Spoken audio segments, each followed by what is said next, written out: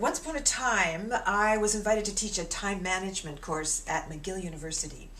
And it was 6 to 9, and it was executives, and they were tired. And at the break, we used to play games.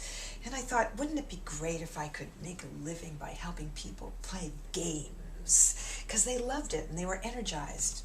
Well, these days people come to me because they want to have more fun at work, or they want to have a better life-work balance, or they want to know how to invigorate and engage their team.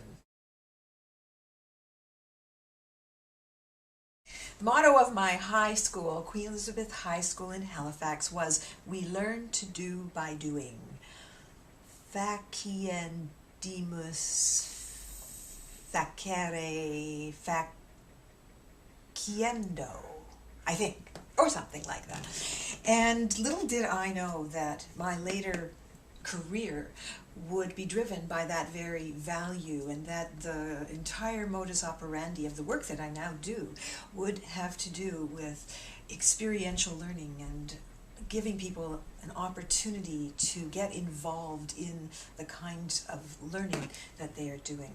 So now when I work with any group, be it a keynote or a workshop, be it 300 people or 25 people or 9 people, I want to create an environment that feels more like your living room than it ever would like a classroom. Ever been fond of the rows of people in a classroom and the rules of the typical traditional educational environment? These days, what I like to do is I like to create an environment where people learn through their mind and their body and their heart and their spirit. So I like to touch people in all those different ways in the nature and the kind of work that I do. In my, what I think of as my modus operandi. So as a result, what I use there is, I like to use a lot of color, I use music, sometimes we have drawing or photographs. I like to have people move around a lot in order to engage people in various ways and have a variety of learning modes so that people don't get tired or don't get bored. And before I do any kind of presentation, whether it again is a keynote or a training group, I like to speak to 3 to 5 people who will be attending and ask them a lot of questions about how it is for them, about the culture of the organization, why do they think this particular presentation is apt, what are their victories and their wins, what are their issues, and so on, so that when I come into a presentation I can customize it to that group. And sometimes, depending on the topic, I can even feed back to them some of the excellent ideas that others in their association or organization or department have already done.